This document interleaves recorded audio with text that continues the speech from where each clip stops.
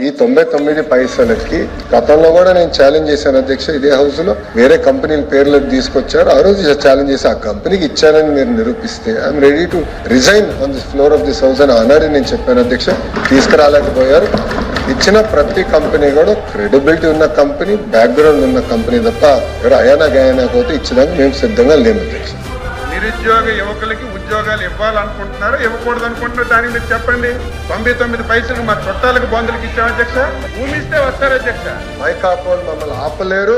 మేము ప్రతి company ground చేస్తాం, 20 లక్షల ఉద్యోగాలు కల్పిస్తాం అధ్యక్ష. నేను ఐఎమ్ ఛాలెంజింగ్ దెమ్.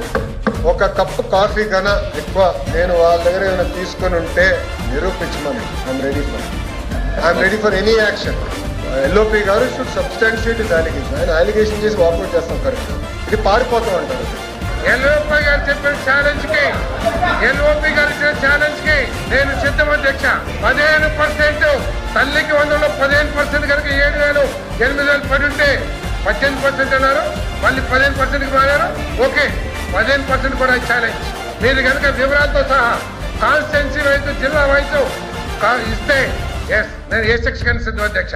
నేను సిద్ధమైతే నేను ఛాలెంజ్ చేస్తాను సిద్ధంగా ఉన్నా.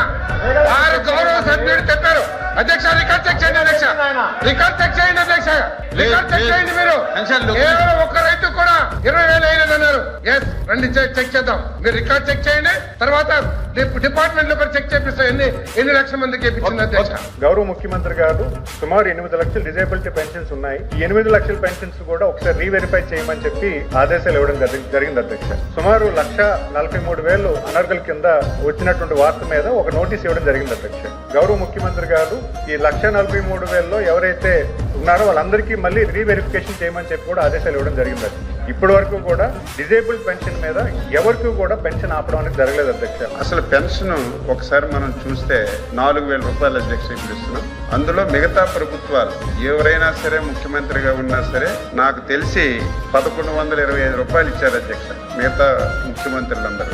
మిగిలినటువంటి 2,875 రూపాయలు ఇచ్చింది చంద్రబాబు నాయుడు గారు, ఎన్టీ రామారావు. ఇది నగ్న సత్యం అధ్యక్ష.